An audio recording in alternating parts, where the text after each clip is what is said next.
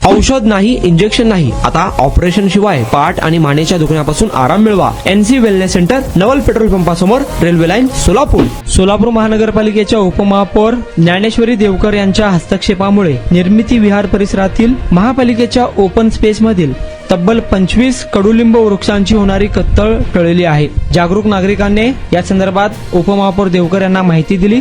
उपमहापौरांनी महापालिका उद्यान विभाग व वृक्ष प्राधिकरणाच्या अधिकाऱ्यांना त्वरित घटनास्थळी पाठविले. घटनास्थळी पोहोचले असता एक वृक्ष आधीच तोडण्यात आलेला होता, तर आणखी 25 वृक्ष तोडण्याची तयारी सुरू असल्याचे आढळून आले. कारवाई दरम्यान वृक्ष तोडीसाठी वापरण्यात येणारे कोयते, झाडे तोडण्याची मशीन, पेट्रोल, रासायनिक पदार्थ जप्त करण्यात आले. संबंधितांवर दंडात्मक व कडक कारवाई करण्याचे आदेश महापौरांनी दिले आहे. पाय दुखत होता, पायाचा त्रास होत होता आणि अगोदर आम्ही पाय दुखतोय म्हणून पायावर खूप इलाज केला.